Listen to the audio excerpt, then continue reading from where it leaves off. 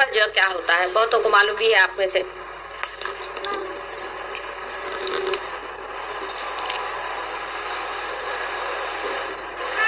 नानक साहब ने बड़ी मेहनत की है और सहज पे बहुत कुछ लिखा है। आप लोगों को बड़ा वरदान है उनका यहाँ पर, लेकिन उनको कोई जानता नहीं, समझता नहीं है। सहज का मतलब होता है सहज। सह माने साथ और ज माने पैदा हुआ। आप ही के साथ पैदा हुआ है। ये योग का अधिकार आपके साथ पैदा हुआ है। हर एक मनुष्य को इसका अधिकार है कि आप इस योग को प्राप्त करें।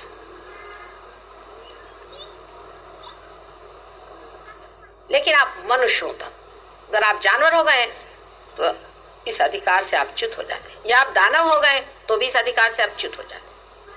अगर आप मनुष्य हैं साधारण तरह से, तो आपको अधिकार है कि इस योग को आप प्राप्त करें।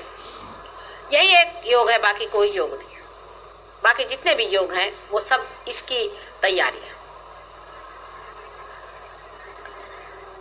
सहज योग के और दूसरे मानने ये भी लगाते हम लोग कि सहज माने सरल, सीधा, एफर्टलेस, स्पॉन्टेनियस, अकस्मात घटित होने वाली चीज। क्योंकि ये एक जीवंत घटना है। जैसे आपका जन्म होना, जैसा आपका माँ के गर्भ में रहना, जैसा पेड़ों का फूलों से लद जाना, फलों में परिवर्तित होना, उसी प्रकार ये एक बड़ी भारी सहज घटना है। स्पॉन्टेनियस, नेचुरल, नैसर्गिक घटना है। और ये घटना जो है ये मनुष्य की उत्क्रांति की चरम सीमा है। मनुष्य जानवर से परमात्मा ने बनाया। आप जानते हैं अमीबा से मनुष्य क्यों बनाया? प्रश्न करना चाहिए सब साइंटिस्ट को बैठ करके कि आखिर क्या वजह है। समझ लीजिए मैं 2-4 कलपुर्जे इकट्ठे करती हूँ और एक इस तरह की गोल चीज लाती हूँ, उसमें एक डंडा जोड़ती हूँ, तो कोई भी पूछेगा कि भाई ये सब क्या कर रही है, किसके लिए कर रही? कोई भी इंजीनियर से पूछे कि वो अगर कोई बैठकर चीज बनाता है तो किसी न किसी काम के लिए, किसी यूटिलिटी का ही बनाता है। कोई पागल आदमी होगा जो बैठे हुए यूं ही जोड़ते बैठा रहे। कोई भी समझदार आदमी किसी न किसी कारण से बनाता है। तो परमात्मा ने मनुष्य को किसी न किसी कारणवश ही बनाया। लेकिन ये सब बनाने के बाद भी जब तक इसको मैं मेन से नहीं जोड़ूंगी तब तक ये यूजलेस हो जाता है, इसका कोई काम नहीं रह जाता। ये बिल्कुल व्यर्थ की चीज है, इसको इस्तेमाल करने से कोई फायदा नहीं, क्योंकि इसमें से कनेक्शन ही नहीं हुआ। ये साधारण समझदारी की बात है, बिल्कुल कॉमन सेंस जिसे कहते हैं। कोई इसको बड़ा पढ़ने लिखने की जरूरत नहीं है। कोई भी आदमी अगर देहात से आए और वो कहे कि भाई ये लाइट कैसे जलती, तो आप कहेंगे कि चलो भाई वो जो उसको बटन है उसको दबाओ तो लाइट जल जाएगी। तो शुरू में देख के अवाक रह जाएगा, ये कैसे हो, बड़ी कमाल की चीज है, ऐसे तो हो ही नहीं सकता। पर देखता है फिर उसे लगता है हाँ भाई ऐसी बात है। इसी प्रकार कुंडलिनी का भी है कि वाकई बटन दबाने से ही खड़ी होती है, इसमें कोई शंका नहीं। लेकिन उसके पीछे बड़ी भारी इंजीनियरिंग लगी हुई। इसके पीछे में कितनी बड़ी इंजीनियरिंग लगी है, सदियों की इसमें मेहनत लगी हुई है। पहले तो इलेक्ट्रिसिटी का किसी ने पता लगाया, फिर उसको ये किया, फिर वो किया, फिर उसको वहन किया, फिर उसके बाद यहाँ लाया, फिर ट्यूबलाइट्स बनी, फिर ये सब कुछ हुआ। फिर आप तो जानते हैं कितना लंबा चौड़ा इसके पीछे में काम किया गया। इसी प्रकार जो आपके अंदर कुंडलिनी है वो सहज आपको जरूर मिल गई है, लेकिन इसका मतलब नहीं कि इस पे काम किया नहीं है। ये आपकी पेशानी पे बहुत काम किया गया है। इस पेशानी को भी बड़ी शान से बनाया गया। मनुष्य ने जब अपनी गर्दन ऊपर उठाई तब उसकी ये पेशानी जगी। इसीलिए कहा जाता है कि इसको सर को किसी के सामने झुकाना है, क्योंकि ये पेशानी बहुत मेहनत से बनाई गई। मनुष्य बड़ी मेहनत से बनाएगा। और मनुष्य क्या है असल में, अंदर क्या बनी हुई इंजीनियरिंग है वो ये है। मेरा तो विचार अपना ये रहता है कि भाई चलो पहले लाइट जला लो, फिर उसके बाद इंजीनियरिंग समझाती रहो, क्योंकि इंजीनियरिंग जो है बड़ी सरदर्द की चीज है।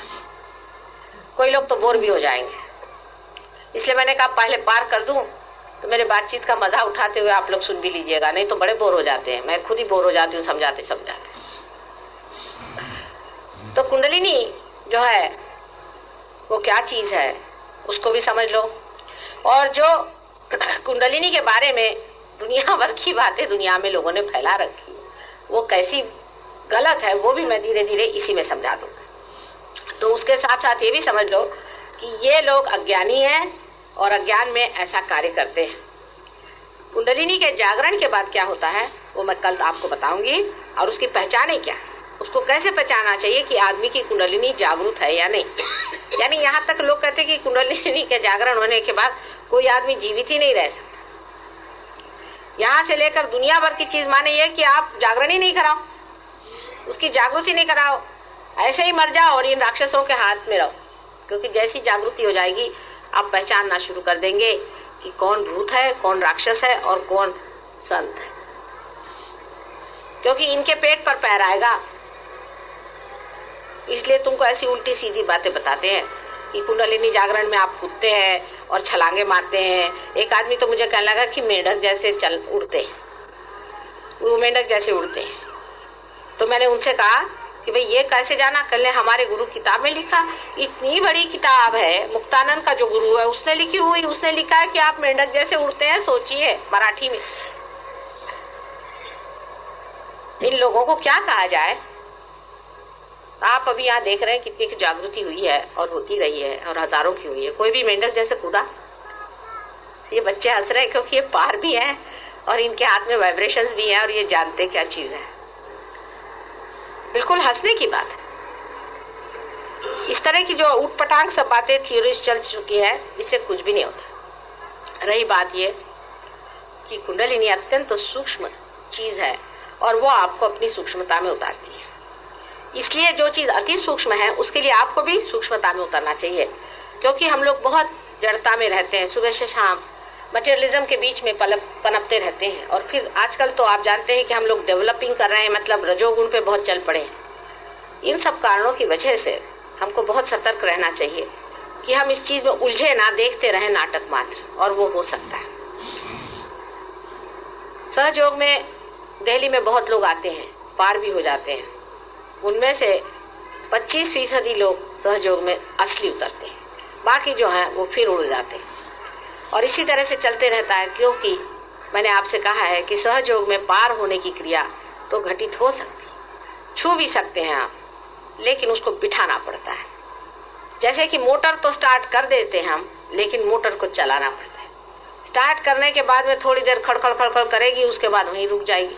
लेकिन अगर आप मोटर को जब तक चलाना नहीं जानेंगे, उसके कलपुर्जे नहीं जानिएगा, उसको चलाइएगा नहीं, तब तक आप जानिएगा नहीं कि आपके अंदर कोई गति भी हुई है। मोटर खड़ी है तो खड़ी है, उसके अंदर गति होनी पड़ती है। अब सब लोग मेरी और ऐसे हाथ करके बैठे हैं, मैं आपको कुंडलिनी क्या चीज है वो समझा देती हूँ।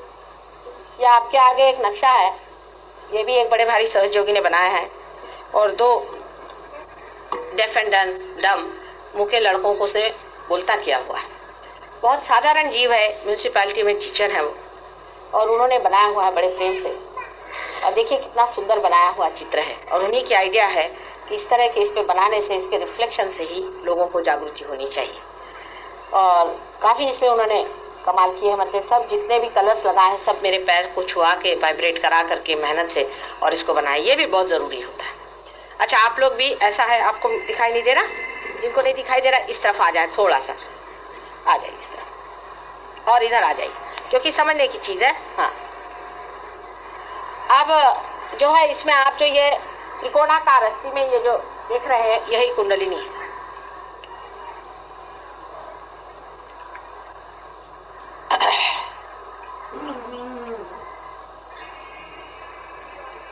मनुष्य जब माँ के गर्भ में रहता है, ये व्यवस्था जो पुनर्जन्म की है, जो उत्क्रांति की है, जो मैंने कहा कि मेंस में लगने की बात है, या जो मैं कहती हूँ कि आप लोग एक कंप्यूटर के जैसे है, और जब तक कंप्यूटर को आप मेन से नहीं लगाइएगा तब तक आपका कंप्यूटर कुछ बोलेगा नहीं।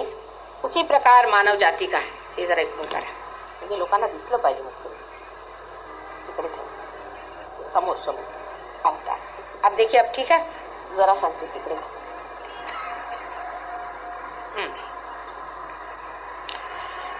अब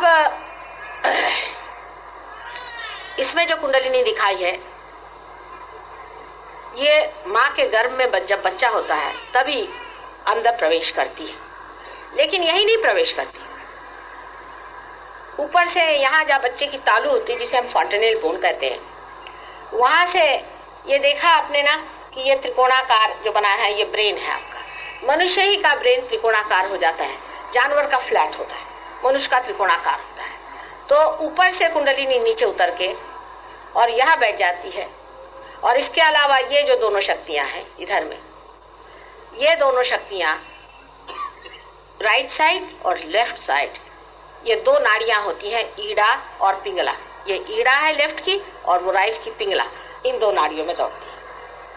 अब अगर इसको साइंस में समझाऊं तो ये समझ लीजिए कि अपने अंदर एक स्वयं चालित संस्था है जो हमारे हृदय को चलाती, जो हमारे पूरा अन्न है उसको पाचन करती है, माने हमें डाइजेस्ट कराती है, जो ऑटोमेटिकली चीजें अपने अंदर होते रहती शरीर में। हमारी श्वसन क्रिया है, जो श्वास लेने की क्रिया है, उसको जो कराती रहती है उसे हम ऑटोनॉमस नर्वस सिस्टम कहते हैं। लेकिन अगर किसी से पूछा जाए कि ये ऑटो माने स्वयं चालित जो चीज है वो क्या है, ये स्वयं कौन है, तो कोई इसका जवाब नहीं दे सकता। कोई भी डॉक्टर तो ये कहेगा कि हम इसको स्वयं चालित कहते हैं। आप कह देने से नहीं, एक्सप्लेनेशन कुछ नहीं उनके पास। ये जो स्वयं चालित संस्था है, इसमें दो तरह की संस्था होती है, उसको एक को तो पैरासिम्पैथेटिक कहते हैं और एक को सिंपैथेटिक कहते हैं। यही जो ऊपर से जो जहां तक दिखाई हुई है बीच की जो चीज है, ये अपने रीढ़ की हड्डी में सूक्ष्म स्वरूप में रह करके और पैरासिम्पैथेटिक को चलाती है। और ये जो दोनों संस्थाएं हैं ये left and right sympathetic nervous system को चलाती है। पर ये मैंने आपको सूक्ष्म नाड़ियां बताई, ये बाहर में ग्रोस में ये नाड़ियां। अब मुझे तो आश्चर्य है कि एवन जैसे आदमी ने इतनी बड़ी किताब रखी हुई है कुंडलिनी पर, और वो क्या कहता है कि पेट में होती है कुंडलिनी। अब जिन्होंने अपने आंख से देखी है वो बता सकते हैं कि त्रिकोणाकार अस्थि में होती है। अब इस तरह की उसने अगर बात लिख दी और इतनी बड़ी किताब लिख दी तो क्या उससे अब कौन झगड़ा करने जाए, वो तो मर के काफी दिन हो गए। अभी जिंदा भी ऐसे बैठे हुए हैं कि वो कुंडलिनी के बारे में 1760 बातें बताते रहते, लेकिन वैसी बात है नहीं। असल में जो है सो है, असत्य कोई किसी के लिख देने से क्या होता है, कोई चाहे हजारों किताबें लिख सकता है, असत्य बहुत कुछ लिखा गया है। आप जान लीजिए जो कुछ लिखा है सब कुरान नहीं है, सब पुराण भी नहीं है और बाइबल गीता भी नहीं है। जो कुछ लिखा गया है उसमें बहुत कुछ झूठ है, यहाँ तक कि हमारे शास्त्रों में भी लोगों ने झूठ घुसेड़ने की कोशिश की, क्योंकि झूठ जो होता है वो हमेशा आक्रमण करता है, आप जानते हैं सत्य की। और इस वजह से जो अपनी आंख से देखो, जो आप में घटित हो, जो घटना हो उसे जानो। पढ़ लिख करके आप कुछ अब कहीं से कुछ पढ़ के आए, ऐसे तो कुंडलिनी नहीं है, तो जब है ये नहीं तो हम कैसे करें भाई। आप अगर कहीं से पढ़ के आए कि गुलाब के फूल का रंग नीला होता है और फिर कहा कि साहब ये तो गुलाब का फूल ही नहीं क्योंकि इसका रंग नीला नहीं, तो ऐसे लोगों से क्या कहा जाए, ऐसे लोगों को कौन सी बात समझाई जाए, ये बताइए आप। कि उन्होंने कहा है, आप उनको जानते नहीं, फिर आपने किताब खरीदी कितने, 2 रुपए में, फिर वो मैंने पढ़ी, उसमें ये लिखा है माता जी, फिर आप ऐसे क्यों करें। अब मैं क्या आपसे कहूँ कि वो झूठा आदमी है, कहूँ तो आप मुझे डंडा लेके मारने दौड़ेंगे, क्योंकि आप फौरन वकील बन जाते। आपने किताब क्या पढ़ ली, आपके पास एक किताब क्या आ गई, आप उस किताब वाले के वकील बन जाते और मेरी जान को लग जाते कि माँ ऐसा तो है नहीं, आप यही बोल रहे, यानी मैं झूठी हो जाती हूँ, वो सच्चा हो जाता है, क्योंकि आपने 2 रुपए लेकर उसको खरीद लिया या किसी गुरु को आपने बना लिया। अब वो गुरु महाराज ने जो भी कहा वो आपके लिए सत्य हो गया। भाई उसने आपको कुछ किया, उसने आपको पार किया, उसने आपके साथ क्या किया, कुछ नहीं, वो तो 7 मंजिल पे बैठते हैं, मुझे नाम दे दिया। अरे मैंने कहा भाई जिसने नाम दिया उसने तुम्हारा कुछ देखा नहीं, नहीं मेरे तो हार्ट अटैक आ रहा है माता जी इसलिए मैं आपके पास आया। मैंने कहा उसी को क्यों नहीं कह दे तुम, अब मेरे पास काय को आए। वो तुमको देखता भी नहीं कि तुम्हारा हार्ट अटैक आ रहा है, कि तुमको कोई बीमारी है, कि कोई तुमको तकलीफ है। ऐसे गुरु को लेकर उसका क्या अचार डालने का है। और ऐसे अनेक गुरु हैं जिनके शिष्यों को हार्ट अटैक्स आ रहे हैं।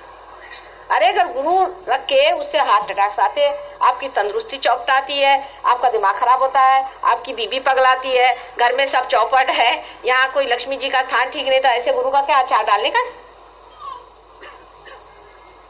आप उसके पीछे में क्यों लगे हुए हो, उसे क्या दिया। हजारों आदमी दौड़ रहे इसलिए हम भी दौड़ रहे हैं, और सब गधे हैं तो आप भी गधे होंगे। ये भी एक सोचने की बात होती है, मनुष्य को सोचना चाहिए कि हम क्यों इसे गुरु मान रहे हैं। दूसरा मानता है माने, हम क्यों माने।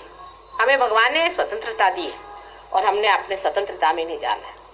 बहुत से ऐसे गुरु हैं जैसे वो ट्रांस वाले महाराज है, वो आपके एक नाम दे देते आप भूत में चले गए, आपको लगता है आप बड़े भारी आदमी हो गए। किसी भूत का नाम दे दिया आपको, आप भूत का नाम लेने से हो जाते हैं, वो तो ठीक है बहुत बड़े आदमी हो गए। शराब आप पियो, औरतें आप रखो, खाना जो खाओ, जैसे भी सताओ, दूसरों को पीड़ित करो, एग्रेशन करो, कुछ नहीं, बस आप तो साधु बाबा हो गए। क्यों? फलाने गुरु उसने 4 औरतें रखी, मैंने 10 रखी तो क्या हुआ? उसका धर्म से, मनुष्य से, उसके ह्यूमन एलिमेंट से कोई भी संबंध गुरु का नहीं रहता है। यह अजीब तमाशा, और आदमी इसको मानता है। उसको ऐसे गुरु बड़े अच्छे लगते। हमारे यहाँ एक वो रजनीश है, हमारे यहाँ एक रजनीश नाम का आदमी है, तुम तो सुने हो उसका नाम। वो अंग्रेज लोग उसके चरणों में लौट रहे हैं। अरे मैंने कहा तुम लोग को काय को चाहिए, तुमने तो सब कर दिया तमाशा, तुम उसके गुरु घंटा लो। तुम उससे क्या सीखोगे? ये सेक्स की बात है, तुम उससे क्या सीखने वाले हो? तुम्हारे से वो सीखे, ऐसे तुम लोग होशियार हो, तुम क्या उसके गुरु पना लगाए हो? लेकिन इसलिए कि कॉन्शियस कीपर है, क्योंकि ये तो अभी राक्षस नहीं हुए ना, तो ये सोचते हैं कि हम इतने गंदे काम कर रहे हैं, क्राइस्ट ने तो ये काम नहीं किया और हम लोग ये सब धंधे कर रहे हैं लिबरेशन के नाम पर, तो कोई ना कोई गुरु बना लो तो उसका सर्टिफिकेट लेकर जाएंगे। वो गुरु बैठा रहेगा नर्क में और ये भी उसके पीछे चले जाएंगे। ऐसे लोगों गुरु ऐसे अच्छे लगते हैं लोगों को कि जो कहे हाँ भाई तू बड़े अच्छा आदमी, हा तुम्हारे से बड़ा कोई नहीं, बस तुम्हारी पर्स इधर रख दो, तुम्हारी बीवी तुमसे समझती नहीं तो उसको भी इधर भेज दो, मैं सब तुम्हारे काम कर दो। ऐसे भी गुरु लोग हैं दुनिया में। वो कहते हैं अपना जो कुछ भी पैसा धन संपत्ति सब आश्रम को दे दो और आप बिल्कुल वहां पर पहुंच जाओ। ऐसे दूसरों के पैसे पे नजर रखने वाले गुरु कैसे हो सकते? पहली चीज पैसे से। और आपको भी अच्छे लगते हैं ऐसे गुरु, क्योंकि आप सोचते हैं आप पैसे वाले हैं, भाई दिल्ली वाले हैं, काफी दोनों हाथ से पैसा कमाते हैं। कुछ लोग अपने नेगेटिव भी पैसा कमा लेते हैं अंडर द टेबल, तो उसका भी इंतजाम होता है। गुरु भी पाल लिया है, उसका भी इंतजाम है। चलो भाई गुरु भी अपने हैं तो अपन ने अपना अगला जन्म भी ठीक कर लिया और ये जन्म भी अपना ठीक है। हमारे गुरु तो कुछ कहते नहीं, बड़े